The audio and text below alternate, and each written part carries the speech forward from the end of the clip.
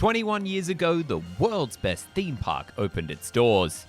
Tokyo DisneySea is without a doubt the pinnacle of theme park design, and the fact that it exists at all is a miracle, with us almost getting a lacklustre studio theme park instead of the meticulously designed Seven Seas masterpiece.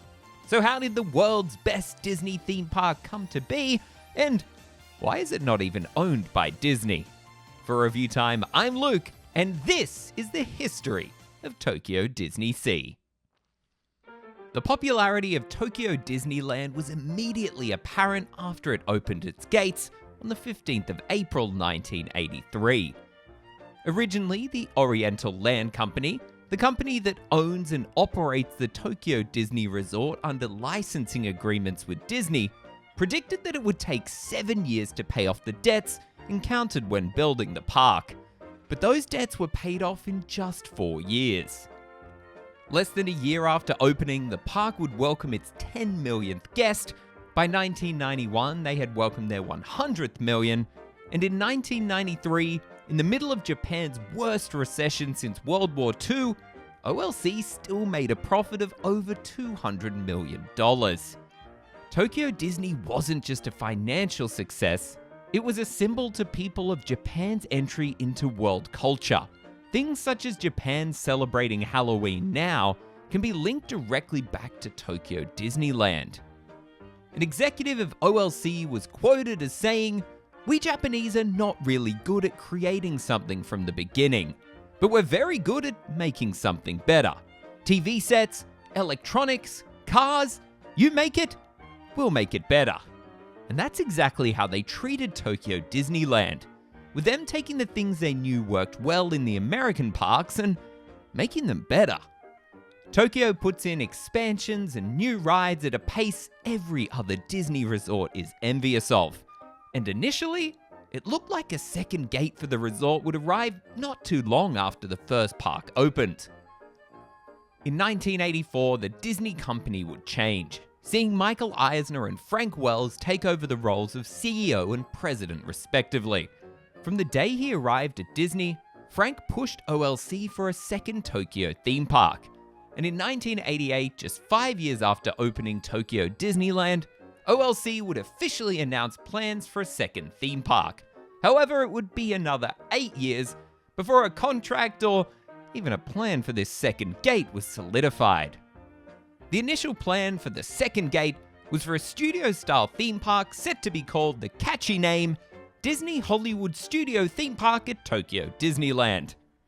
To sell the Oriental Land Company on the idea, Disney invited the executives out to tour the newly opened Disney MGM Studios at Walt Disney World, where they essentially ended up hating the idea of a studio theme park. And a few years later, when Universal announced their intention to bring one of their parks to Osaka, the plan was officially dead. OLC demanded that this second park would be better than Tokyo Disneyland. So much so that early in the development cycle, they refused to set a budget for the project. They just wanted the best options presented to them, no matter the cost. They wanted to create a new market by providing a completely different experience from Tokyo Disneyland, one suited to the Japanese people, making them want to return again and again. And it was clear that a studio theme park wasn't going to provide that. After moving past the studio idea, it was 1992 when the first idea of a Seven Seas theme park would be brought up, becoming the basis of what we know today as Tokyo DisneySea. A water-themed theme park makes complete sense for Japan. The country's archipelago, made up of thousands of islands, surrounded by one ocean and 3 seas. Japan is the 60th largest country in the world, but has the 6th largest coastline. You can't go anywhere in Japan where you're more than 93 miles from the sea. The sea is a cultural beacon in Japan, playing an enormous role in everything from their history to their art to their identity, with Japanese people believing that Japan itself was a gift from the sea. This starting point of a Seven Seas theme park gave the Imagineers an incredible, not just Japanese, but global wealth of tales, folklore and fantasy to draw upon when designing this new park's environments and stories. The sheer difference between this project and a classic castle-style park gave the Imagineers an exciting challenge: to create a park that didn't rely on the well-known Disney characters and films. Interestingly, many people online claim that the idea and even some of the rides for Tokyo DisneySea were lifted from the cancelled Port Disney project in California that would have seen a DisneySea theme park built. However, according to Jim Cora, the chairman of Disneyland International, the branch of Disney that designed and built the park, the two teams were completely separate. Both parks were designed independently by different people. Over the next decade, plans for the park slowly began to come together. The creative development was headed by Bob Weiss, with him and his team devising creative ideas that were unfamiliar and untried. The park needed a replacement for the castle, something in the center that would draw guests towards it, and interestingly, Knott's Berry Farm's old volcano and the Volcano Devil would serve as inspiration for one of the most impressive features of any Disney theme park, Mount Prometheus, a man-made active volcano right in the middle of the park. Initially set to join Mount Prometheus as the park's official icon was the large, impressive Lighthouse of Alexandria. A lighthouse was chosen as, for Americans, it embodied a beacon of hope and a guiding light for adventurous seafarers. However, this icon would never be built. As for the Japanese, a lighthouse brought up the ideas of loss, melancholy, and loneliness. And ultimately, the park's icon would become the impressive aquasphere right as you enter the park, featuring a globe resting atop a pillar of water, representative of the Earth being a planet reliant on water. And much like the Earth is reliant on water, we're reliant on your support. So if you're enjoying this video, a subscription and a like would be spectacular. And if you're interested in supporting us further, be sure to check out our Patreon at patreon.com/ReviewTyme. The previously mentioned untried and unfamiliar designs of the Imagineers proved an issue for OLC though. They preferred to take something that was proven to work and make it better. They didn't want to take risks, with some sources even saying they were considering just building a second Tokyo Disneyland because they knew that worked. The Imagineers had to convince OLC that while this park may look completely different, everything within it was tried and tested. Sinbad may look unique, but underneath, it's effectively a reskin of It's a Small World.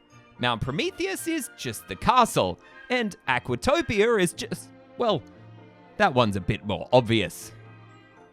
Even though OLC could accept these proof of concepts, they still had cold feet about the whole plan, and who can blame them when you're staring down the barrel of a super expensive and experimental theme park? More and more time was spent umming and ahhing by OLC, and Disney essentially had to push them over the edge by using a cultural disposition of the Japanese to avoid embarrassment.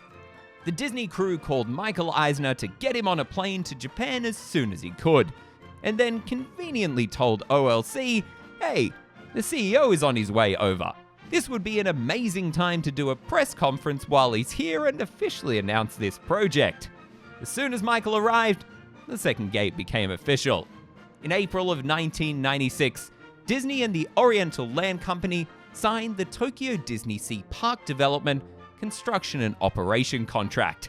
They sure love their lengthy names at OLC. Around 18 months later, the basic construction plan was complete, and on the 26th of November 1997, the specifics of Tokyo DisneySea were first revealed to the public. A year later, on October 22, 1998, 90 participants from both OLC and Disney held the groundbreaking ceremony to officially start the construction of the park. The very same day, OLC President Toshio Kagami and Disney CEO Michael Eisner would officially announce the Tokyo Disney Resort, which would now encompass the two parks, hotels, and the Ikspiari shopping complex, which is essentially Tokyo's downtown Disney. While Bob Weiss headed the creative development, Once construction began, the lead was handed over to Steve Kirk, a man who, among many other things, designed Dreamfinder and Figment. Tokyo Disneyland and Disneyland Paris essentially laid the groundwork for Tokyo DisneySea, taking the best things that worked at each and combining them into an almost perfect park. Take the fantastical theming and over-the-top design of Disneyland Paris and combine that with the scale and operational perfection of Tokyo Disneyland, and Imagineers knew they were in with a winner. After just under 3 years of construction, at 8 a.m. on the 4th of September 2001, on the birthday of the recently passed OLC executive Masatomo Takahashi, the man who essentially brought Disneyland to Tokyo, Tokyo DisneySea would officially open.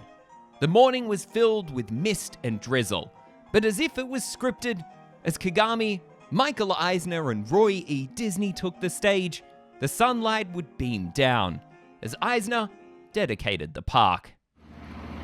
Welcome, one and all, to a world where adventure and imagination set sail. Tokyo DisneySea is dedicated to the spirit of exploration that lives in each of us. Here, you chart a course of adventure, romance, discovery, and fun, and journey to exotic and fanciful ports of call. May Tokyo DisneySea inspire the hearts and minds of all of us who share the water planet Earth, September 4th, 2001.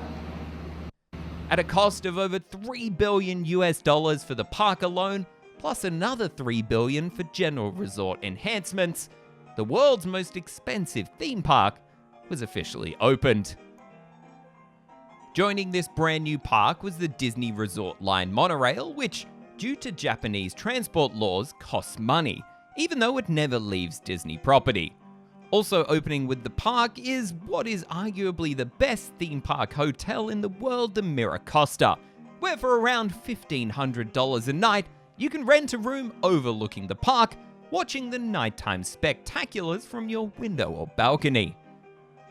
Ultimately, Tokyo DisneySea would open with 7 themed lands or ports of call, with every single attraction within being unique. Yes, even Indiana Jones is a unique version of this ride, containing a crystal skull instead of Mara and a water temple instead of a fire one, with these changes taking place because OLC demanded that the effects be reliable, something I think we all know that the Anaheim version of the ride isn't. Upon entering, you are greeted by one of the greatest reveals in any theme park. You walk under the Miracosta Hotel into Porto Paradiso, based on Portofino in Italy, with an authentic building quality that makes Epcot look like Six Flags. But it isn't the buildings that take your breath away, but the almost 200-foot tall volcano that stands in front of you, shooting out huge explosive fireballs thanks to its 10 rocket burners hidden within. The park truly embraces the theme of water, with a huge waterway wrapping through the entire park, full of boats carrying guests to and from the various ports of call. Don't be too worried about the water though, as in fact it's only waist deep, with it being dyed brown to give off a greater sense of depth. The various ports of call included an American waterfront set in the 1910s, a futuristic aquascape with Port Discovery, the Lost River Delta towered over by some ancient Aztec ruins, the Arabian coast embodying the enchanted world from 1001 Arabian Nights, as well as the fully indoor Mermaid Lagoon, featuring some of the only Disney character-themed attractions.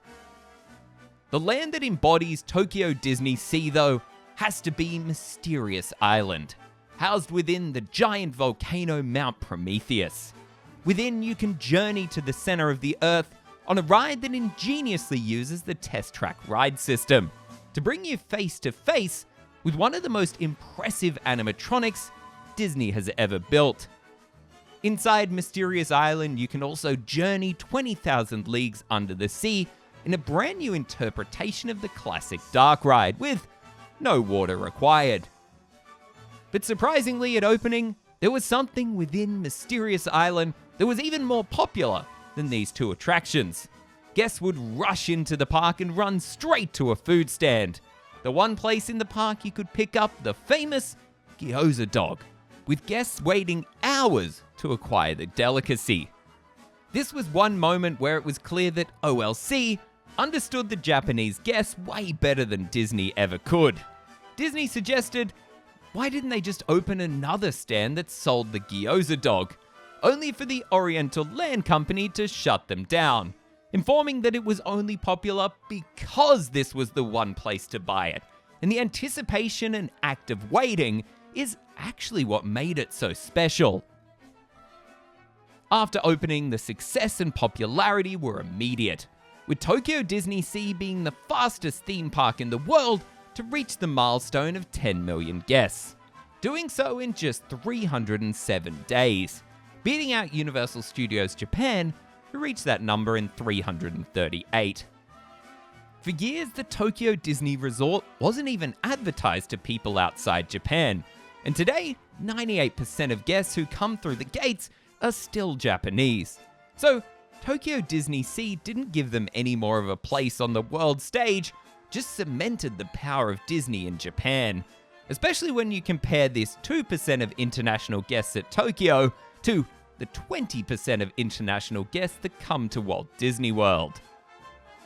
Further cementing the power of the Imagineers who designed and built this park is that now, 21 years after opening, no attraction has ever fully closed, with the only two changes to the opening day lineup being both Sinbad and Storm Rider having thematic overhauls. Sinbad to make it less scary, and Storm Rider to sadly add in some Disney characters. Other than those two changes, everything added to the park since opening has been additive to the overall experience. And next year it looks to be getting even better, with their largest ever expansion. Fantasy Springs is set to contain 3 mini-lands featuring Peter Pan, Frozen and Tangled attractions, and will cost $2.5 billion, almost as much as the entire park itself did 20 years ago. The Frozen expansion is particularly fitting, as on one of the earliest pieces of concept art of Tokyo DisneySea, there was an ice-themed land entitled Glacier Bay, bringing this project full circle. Tokyo DisneySea is truly designed for adults. While of course it does have the expected Disney characters, they are a lot less prominent than at the other parks. You don't need to suspend your disbelief as you walk around. It all feels real. Tokyo DisneySea is one of the few parks in the world I could walk around for the day, not go on any attractions, and still feel satisfied. In the span of a year, Disney would open 3 parks: Disney's California Adventure, Walt Disney Studios Park in Paris, and Tokyo DisneySea. Ironically, the one not paid for by Disney themselves is the one that today is known as the world's best theme park. But over to you. What are your thoughts on Tokyo DisneySea? Have you been, or can you not wait to visit? For ReviewTyme, I'm Luke. Thanks for watching. We hope you enjoyed this week's episode of ReviewTyme. If so, be sure to like and subscribe, and also check out our podcast, ReviewTyme's Theme Park Cast, available on your podcasting platform of choice.